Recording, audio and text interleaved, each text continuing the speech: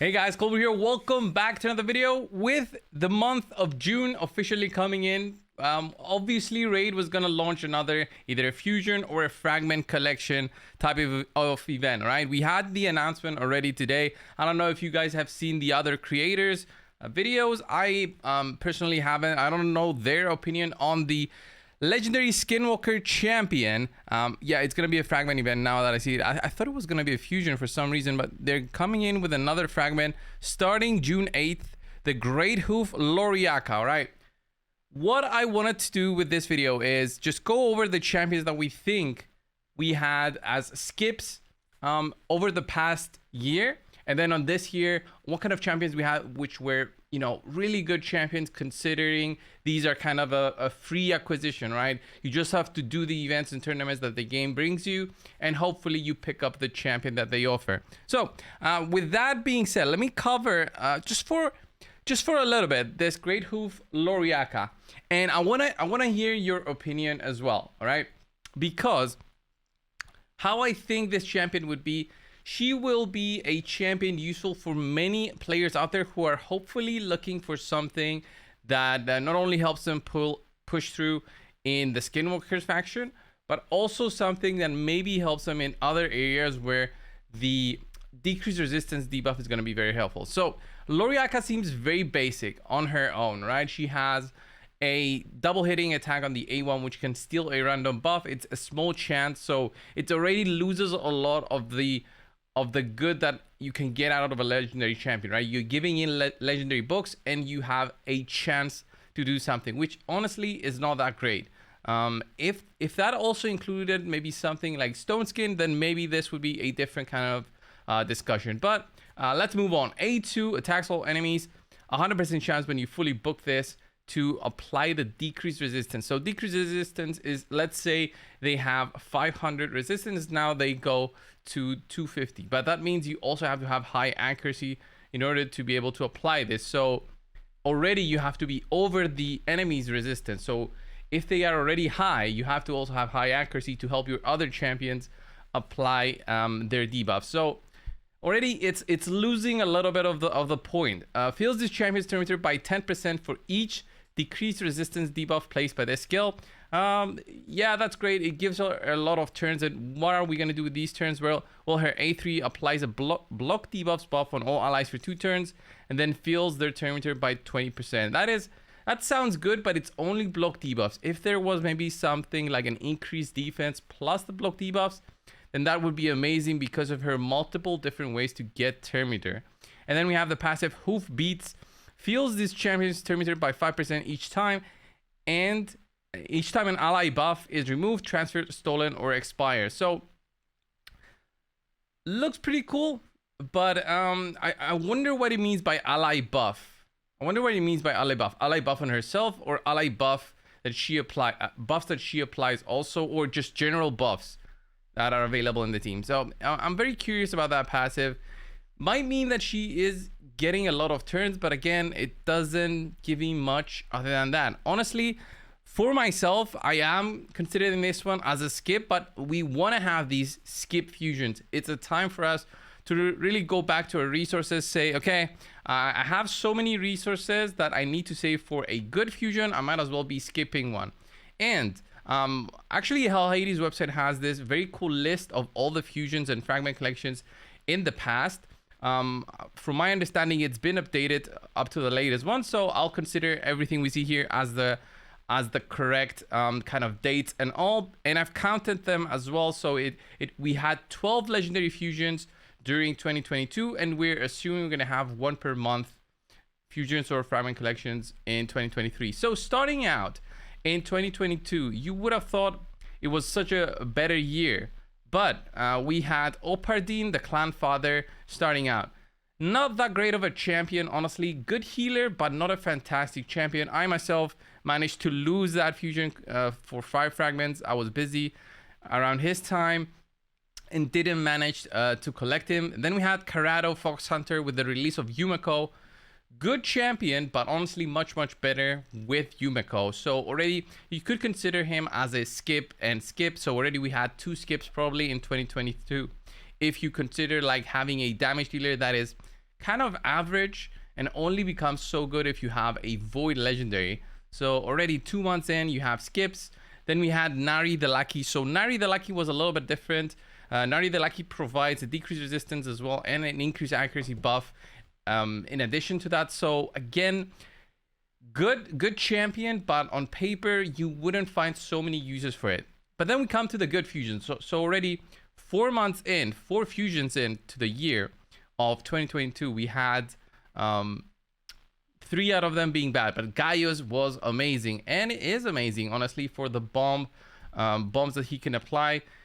The current meta doesn't really favor him, but honestly, he is still great for the majority of content in terms of both PvP and PvE, because bombs still do solid amount of damage, and you can really do some nice stuff with Gaius. So he's not a bad champion for anybody to have acquired through something like that. So already 1 out of 4 being good, and then we have Bivalt with the change to the Hydra being able to provoke those heads.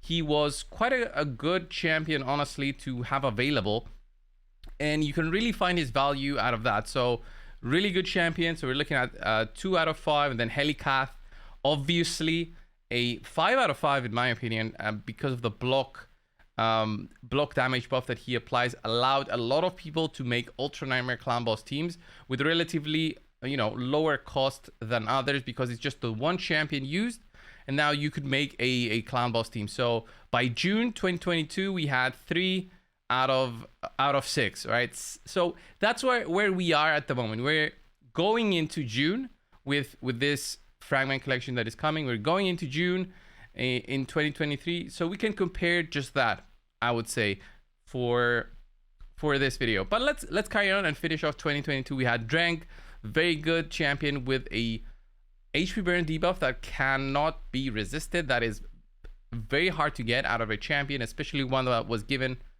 through a fusion, and he has an activation of HP burn, so he's A1, which I kind of like. It really adds up to his damage potential. Then Lonathariel was one of the ones I for sure skipped, and he was just an ally attack champion, so I was very happy. It was August.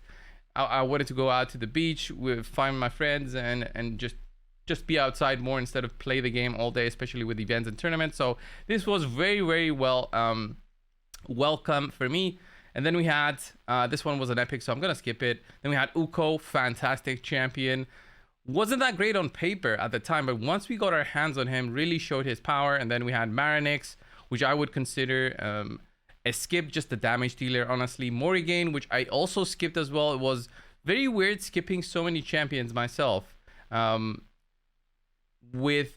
I got used to in 2021 doing so many of the fusions and fragment events. And then we had Hoskarl. This guy is an epic. Then we had finally Gnishak for 2022, which he was honestly amazing. So out of the 12 champions, we would say that Gnishak, so that's 1, 2, 3, 4, 5, 6. So only half of them were good. So if you think about it, doing 1 fusion every 2 months, it's not that bad. Having skip fusions is not that bad. So don't think that, I would say personally, don't think that Plarium is dropping the ball in terms of what kind of champions they're offering us. We still had very good champions in 2023. And I'll show you right now, once we go over the list for 2023, on how good champions we had so far. Pythion, amazing. January 12th to January 27th. It says 2022 here, but he was 2023 in terms of a champion. Amazing in terms of Reviver, plus the unique passive where he reduces damage taken based on the buffs. You have up to 25%. Oella has an increased resistance buff. So although you can consider her as a skip, she had a very unique set of abilities. So for some, I would say is a skip. For others, I would say they found a use for her, but she definitely has her spot in teams. Definitely not on par with Pythion, for sure. Not the same, especially if you followed with Pythion and Gnishak. She's not that kind of quality, but she's still very, very good, and she gets a 4.5 out of 5 here. And then we have Supreme Elhain, which is great, especially against Necrets because of the ally protection ignore. Void, also Void Nuker. And then we had Razelvark. So already in 2023, with only 1, 2, 3, 4 legendaries, I would say that are really worth it. We are not having a bad year, guys. We're not having a bad year. You should be happy if you skip Jetney, and you should be happy if you skip this guy here, this girl here, this cow here as well, Lauriaka. So I think we're looking good for 2023. We already had some good champions. Razelvarg, I find him very, very good. I use him in my Fire Knight team for hard. He's very fast. He's useful for Hydra. So for me, even for my account, Pythion and Razelvarg are great. For others, Pythion, Razelvarg, Supremo Hain, Oella could be very good and provide very unique stuff to help you push through. Jetney, not so much. A damage dealer is not the greatest thing. And with this one, Lauriaka, again, not the greatest in terms of supports. But I guess when the test server is up, I can try her out. But honestly, I'm happy so far with what kind of fusions and collections we have. Looking back though, in 2022, it is surprising that I thought we had much better fusions in my mind, but maybe I was mistaken, and maybe you guys are too. I want to see in the comments down below what you think the next fusion or fragment collection is going to be for the next month, July. I honestly think we might have a good one, and that's why we're seeing some kind of events popping up a lot with, you know, using up our shards, which are very useful for when good fusions come in. So I think just sit back, relax. It's June. Maybe skip this fusion. I'm kind of thinking about it. Diablo 4 will be coming out, so this one doesn't look that great for me. It will provide basically nothing to my account other than maybe having those 100 fragments sitting there for the next CVC, right?